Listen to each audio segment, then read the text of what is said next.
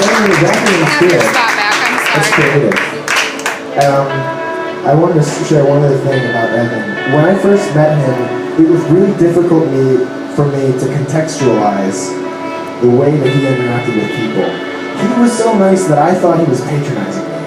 Like, I thought there was, like, sarcasm in his kindness. But it got to the point where I started hanging out with him and I realized that it was actually who he was. He loved people so much. It poured out of him. And so I think that ultimately that's what makes this meeting so powerful, is that Evan is free to share the love that he has that's personal and part of his being. It's not put on. And it's not sarcasm. It's not a joke.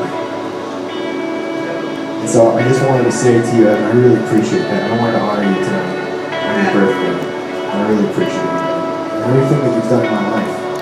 And so I know there are a couple other people that want to come up and share. And so I welcome you guys to do that now. But we just wanted to lift Evan up and just encourage him for being the amazing guy that he is, often thankless. Really appreciate it. Yeah.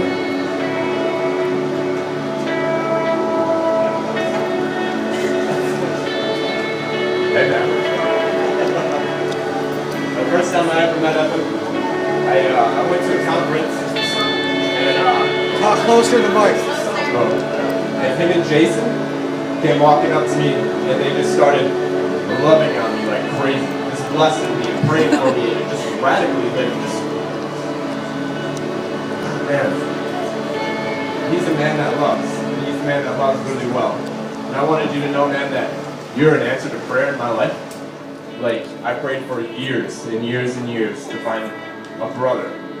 Like, to find a group of guys that just love Jesus like crazy. And, like, that I could just be a part of.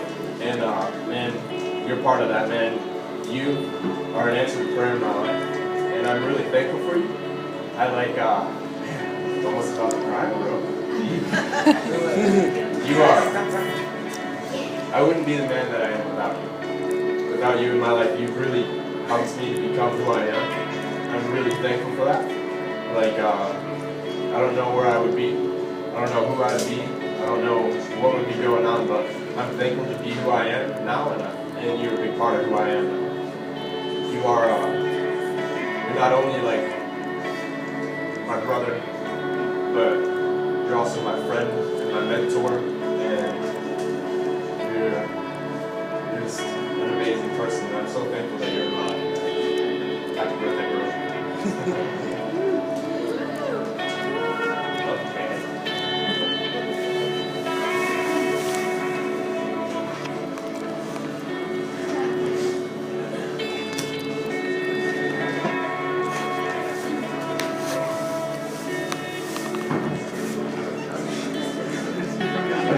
Okay. So the first time I ever went to Gen 1 was like last fall, and like I see this dude in this man bun, like praying with everyone. I'm like, dude, this guy's like a hippie for Jesus. I really love this guy. So like, I'm sitting there, I'm laying on the ground, like Drew has this like laying out, just going deeper. And then like all of a sudden like I hear this person praying with me. I look up and I'm like, dude, it's the man bun, like praying with me. And like I loved it. It was just something. I just started laughing. I thought it was so cool. I never had anybody like with a man bun actually pray with me before. So that's my first time ever, so thanks Evan. But one of those things I do admire about you, Evan, I remember that was our first encounter there. But I remember even everyone was like, dude, this guy loves Jesus so much, he has people over. So I remember him inviting us all over to have this soaking in his house, and like we stayed over there. The first time I ever went over there, we stayed until like 3 a.m. in the morning. And I remember us talking, and dude, it was just one thing I do admire about you, Evan, is that like when you see someone's gifting, you're like, dude, can I have some of that? Dude, like give that to me. Like I want some of that. And so like I was telling him that as we were like prophesying like over each other right then and there, like I saw things and he's like, dude, give me some. I really don't see things, like give me that. And so I really do admire that about you, man. I remember that. And I remember, you know, you had this, I admired the fact that you could hear, and so like we exchanged each other's gifts that night. So I love the fact that he places value on us as individuals, like the community around him. And there's so many other things that I could say about you, Evan. Like, I admire your passion for the Lord. I admire the fact that, you know, we both as young men, you know, I'm not doing this on my own. And I want to say to everyone here that I can never see myself, you know, 5 years ago, I never saw myself being in a room with such radical believers. So I say thank you to all of you guys. But more importantly, like, to put focus back on Evan, I love the fact that I can sit here. I love the fact that I can sit here and say, this guy, I can run with this guy. And, you know, more importantly, I want to get to my main point, is I was sitting here today and I said, well, God, like, how do you see Evan? Like, what do you want me to tell Evan? Because I could tell him a lot of cool stuff about him. But, like, I believe the Lord said that I saw you, like, have these binoculars, like, in your hand. And I see him giving you divine discernment, like to where you're actually going to see things from a distance, and it's tactical discernment. I see you counseling war sergeants, people of influence, but even just counseling pastors, counseling people with great influence, and even taking the time for those that don't have the great influence, because you're like Jesus. You go to the least of these. And that's another thing I love about you. And so, I saw you with these binoculars, and I just feel like the Lord is saying that He's bringing you into a season of divine discernment. To where you're going to equip other people, you're actually going to acquire things yourself, and you're going to begin to give them and distribute them out to others. And like, you're going to hear wisdom from the Most High. And sort of like Daniel, and sort of like Joseph, like going back to the Old Testament times, like I really see people in the community around you, like placing value on you and coming to you for like the most important things that they need to know. They're like, Evan, like, what do I need to do about this? So yeah, man, that's the word I feel like God has for you in this time of your season. I love you, I adore you, you're amazing. You're amazing dude. Amazing dude.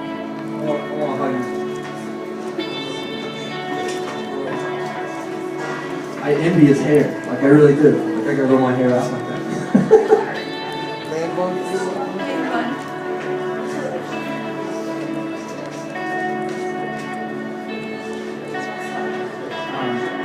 Yeah, so it's kind of funny because I first met Jason Pate. Some of you guys know him at Generation 1.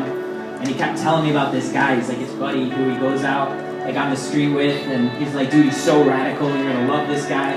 And then one day he brings him. And sure enough, me and Evan totally clicked right away.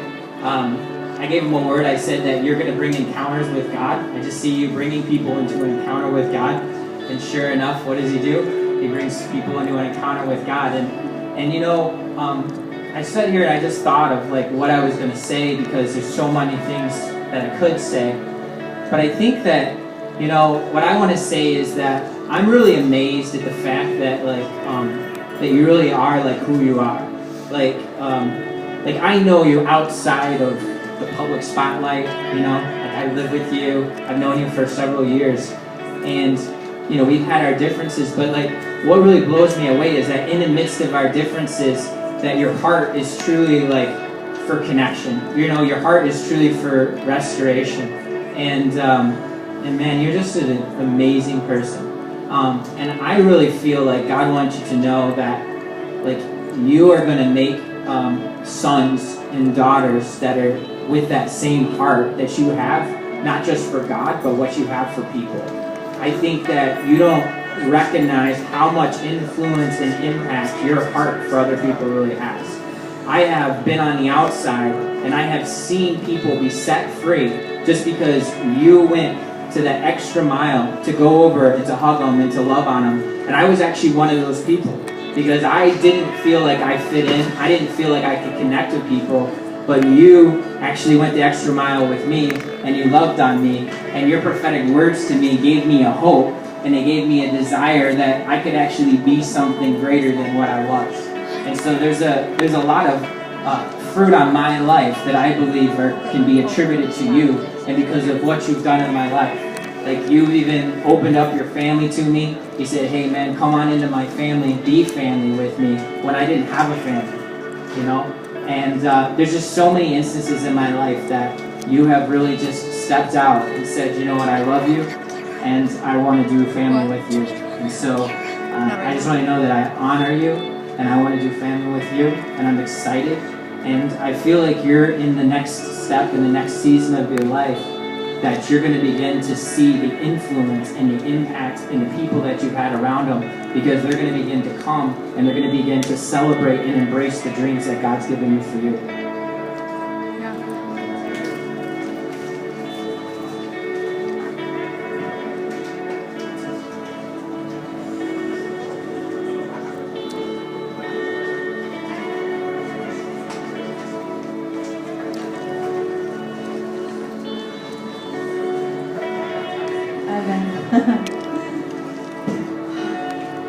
You're my brother, and you have just been so incredible. You've been so genuine. You're so full of love, and you've literally pulled out the destiny that